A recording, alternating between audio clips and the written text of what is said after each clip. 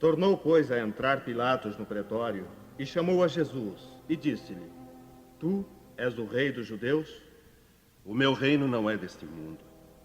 Se o meu reino fosse deste mundo, certo que os meus ministros haviam de pelejar para que eu não fosse entregue aos judeus. Mas por agora, o meu reino não é daqui.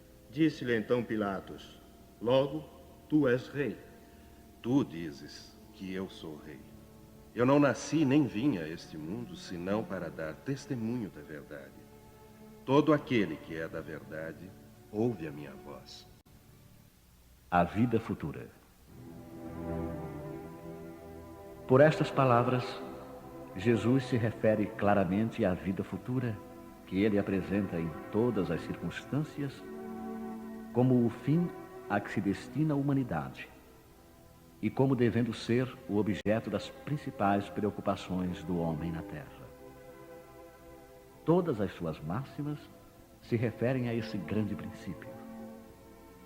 Sem a vida futura, com efeito, a maior parte dos seus preceitos de moral não teriam nenhuma razão de ser. É por isso que os que não creem na vida futura, pensando que ele apenas falava da vida presente, não os compreendem ou os acham pueris. Esse dogma pode ser considerado, portanto, como o ponto central do ensinamento do Cristo.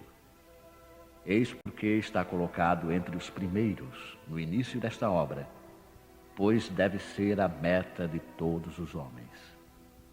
Só ele pode justificar os absurdos da vida terrestre e harmonizar-se com a justiça de Deus. Os judeus tinham ideias muito imprecisas sobre a vida futura.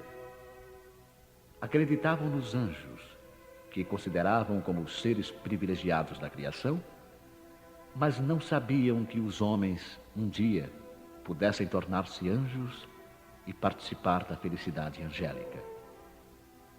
Segundo pensavam, a observação das leis de Deus era recompensada pelos bens terrenos, pela supremacia de sua nação no mundo, pelas vitórias que obteriam sobre os inimigos. As calamidades públicas e as derrotas eram os castigos da desobediência. Moisés o confirmou ao dizer essas coisas ainda mais fortemente a um povo ignorante de pastores que precisava ser tocado antes de tudo pelos interesses deste mundo. Mais tarde, Jesus veio lhes revelar que existe outro mundo, onde a justiça de Deus se realiza. É esse mundo que ele promete aos que observam os mandamentos de Deus. É nele que os bons são recompensados. Esse mundo é o seu reino, no qual se encontra em toda a sua glória e para o qual voltará ao deixar a terra. Jesus, entretanto, conformando o seu ensino ao estado dos homens da época, evitou de lhes dar o esclarecimento completo, que os deslumbraria em vez de iluminar, porque eles não o teriam compreendido. Ele se limitou a colocar, de certo modo, a vida futura como um princípio, uma lei da natureza a qual ninguém pode escapar.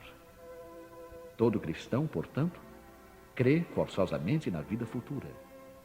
Mas a ideia que muitos fazem dela é vaga, incompleta e, por isso mesmo, falsa em muitos pontos. Para grande número, é apenas uma crença, sem nenhuma certeza decisiva.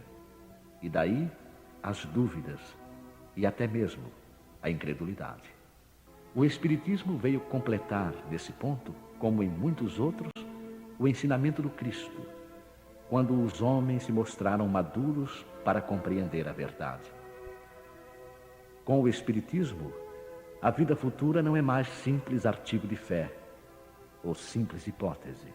É uma realidade material, provada pelos fatos, porque são as testemunhas oculares que a vêm descrever em todas as suas fases e peripécias, de tal maneira que não somente a dúvida já não é mais possível, como a inteligência mais vulgar pode fazer uma ideia dos seus mais variados aspectos, da mesma forma que imaginaria um país do qual se lê uma descrição detalhada. Ora, esta descrição da vida futura é de tal maneira circunstanciada, são tão racionais as condições da existência feliz ou infeliz dos que nela se encontram, que acabamos por concordar que não podia ser de outra maneira, e que ela bem representa a verdadeira justiça de Deus.